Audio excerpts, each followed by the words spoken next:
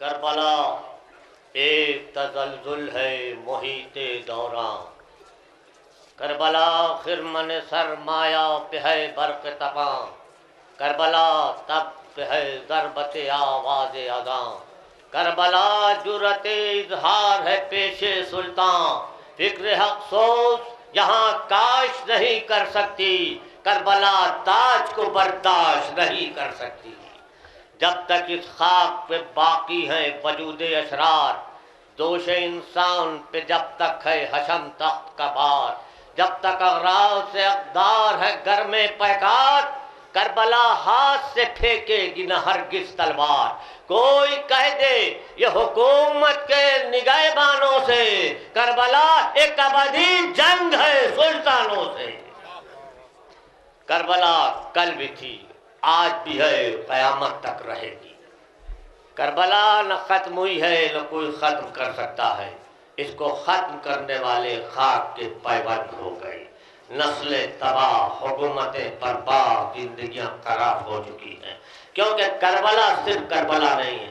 اگر کربلا ختم ہوگی تو انسانیت ختم ہو جائے گی، کربلا ختم ہوگی تو شرافت ختم ہو جائے گی، کربلا ختم ہوگی تو صداقت ختم ہو جائے گی، کربلا ختم ہوگی تو دیانت ختم ہو جائے گی، کربلا ختم ہوگی تو طہارت ختم ہو جائے گی۔ کربلا تمام انسانی کمالات کے جوہر کا نام ہے۔ یہ کربلا کیا ہے سمجھیے، ایک حسین کی ایک دن سہی کا کام ہے، جو برسوں مدتوں سے انبیاء نہ کر سکے، حسین نے ایک دن میں وہ کر کے دکھا دیا۔ اور رہنے والوں، کیونکہ مجھے زبیر تقریر نہیں کرنی ہے، یہ شب بیداری، یہ نوحہ یہ مجلسیں، یہ سب کیا ہے؟ کربلا کا پیغام ہے۔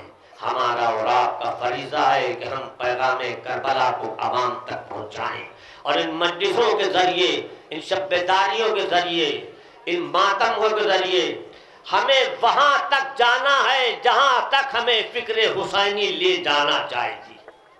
سچے عزادار ہمیں بننا ہے، مقصد حسین کو بتانا ہے کہ ہم کیسے عزادار ہیں، کیا مقصد حسین ہے۔ تو رونے والوں سے مختصر سی تقریر ہوگی، کیونکہ ابھی آپ کے سامنے جو مناظر پیش ہونے والے ہیں وہ وہی کے لیے کافی ہے۔ یہ ماتم، یہ مجلس، یہ رونے والے، پابندیاں لگ رہی ہیں۔ کیوں لگ رہی ہیں؟ کیا وجہ ہے رونے سے؟ آپ کو کیا تکلیف ہوتی ہے؟ آنسو ہمارا، کلیجہ آپ کا کیوں پھٹتا ہے؟ ماتم ہم کرتے ہیں، دل آپ کا کیوں دھڑکتا ہے؟ جانتے ہیں یہ ماتم نہیں ہے، بلکہ یزیدیت کے چہرے پہ بھرپور تماچا ہے۔ یہ آنسو نہیں ہے، بلکہ یزیدیت کے گلے پر خنجر چل رہا ہے۔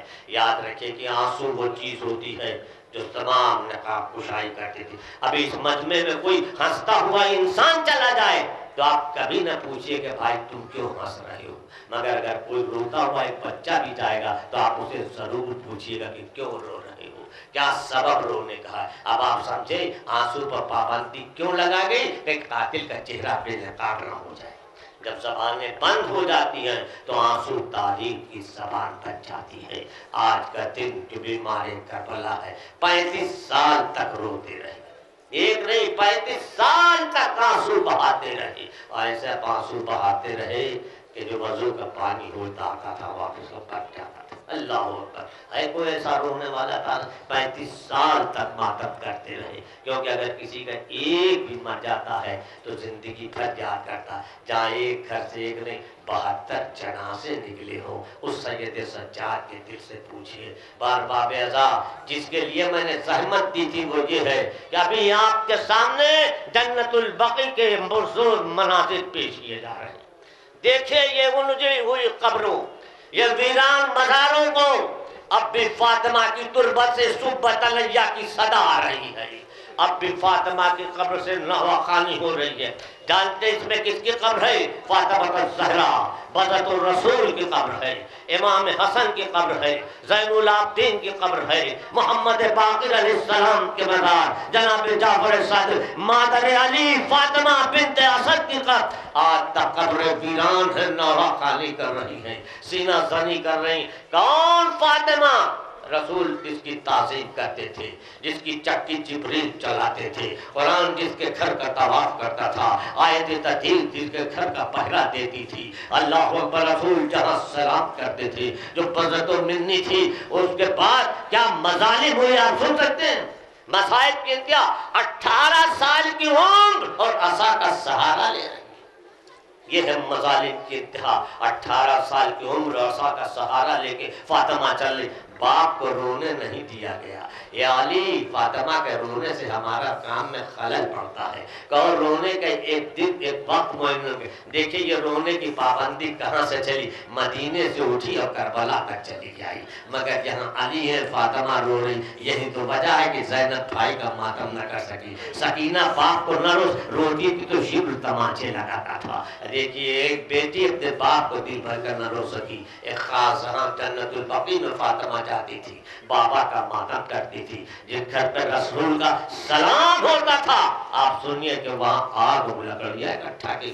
یہی نہیں، پہلو پر شکستہ ہو گئے، دروازے گرائے گئے، جناب محسن کی شہادت ہو جاتی ہے۔ اللہ، اور یہ صبر کی منزل کہ علی کو بتایا بھی نہیں کہ فاطمہ کے ساتھ کیا جو یہ راز کب کھلا جب مولا کائنات غسل دے رہے تھے۔ ایک بار چیخ مار کے رو کے آواز باہر تک، اصحاب تڑپ گئے، یا علی اس طرح رو کیا بتاؤں، فاطمہ کی پسلیاں ٹوٹ چکی تھی، فاطمہ نے مجھ سے بتایا نہیں۔ اسی فاطمہ کے قبر آج نہو پڑ رہی ہے۔ اے مسلمانوں، تمہاری غیرت کو کیا ہوگا؟ اے محلوں میں رہنے والوں، سجدہ کی قبر ویران ہے، نبی کی بیہم صبح قیام اس وقت تک احتجاج کرتے رہیں گے جب تک جنت البقیع تعمیر نہیں ہو سکتا، جب تک تباہی نہیں ہوگا ہمارا احتجاج باقی رہے گا۔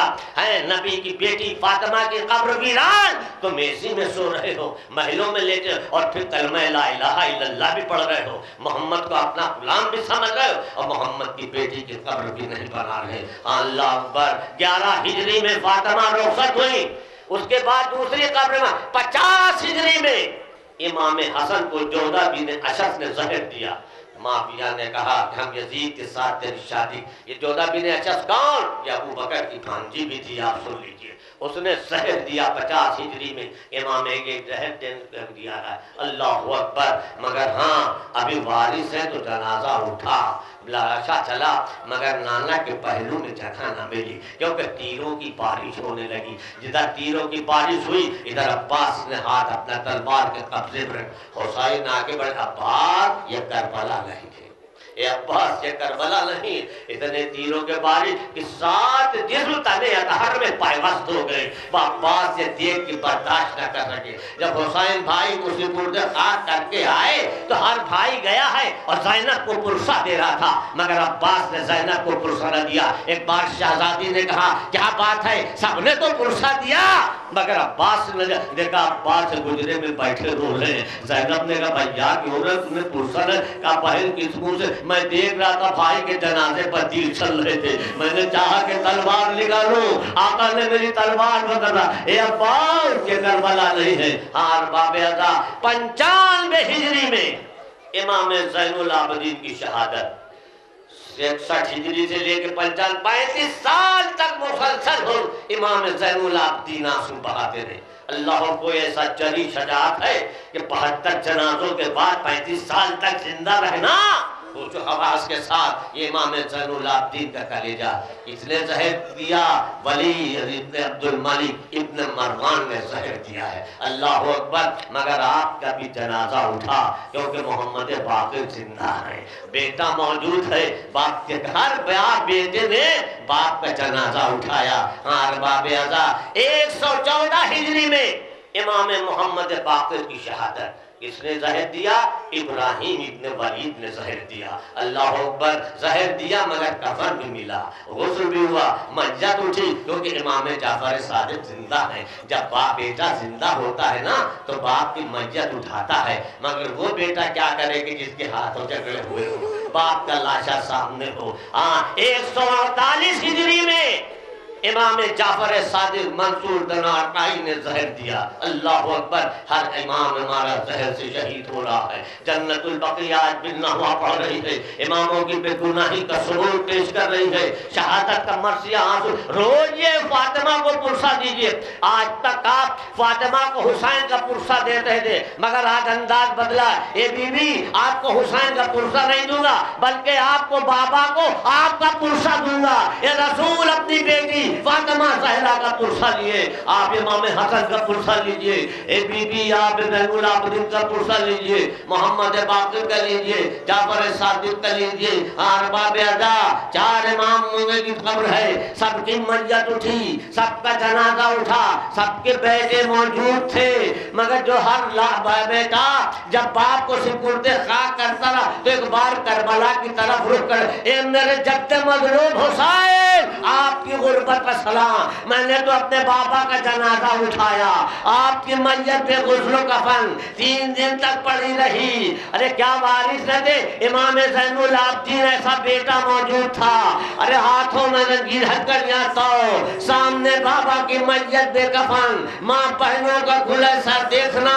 یہ صبر سید سجاد ہے. اے حضرت حجت اپنے جد کا پرسہ لیجئے. اے میرے مہمان، اے میرے مولا، اگر کوئی کمی ہو گئی تو معاف فرمائیے گا. بڑی حسرت تھی، بڑی تمنا تھی کہ آپ آئیے گا، مہمان نوازی کریں گے، مگر حضرت گریا رہ گئی، جی بھر کے ماتم نہ کر سکا. وعدہ کرتا ہوں مولا زندہ رہے تو پھر آئندہ سال فرش عزا بچھاؤں گا. اے فاطمہ سرور کے عزادار ہیں حاضر، کل مجلس و ماتم کے طلبگار ہیں حاضر، آقا ذوالفقار کے غمخوار ہیں حاضر. اس وقت غلام شہ ابرار ہیں حاضر، آنسو پہ نذرانہ دل لائے ہیں بی بی. ارے سب آپ کے پرسے کے لیے آئے ہیں بی بی. انا للہ و انا الیہ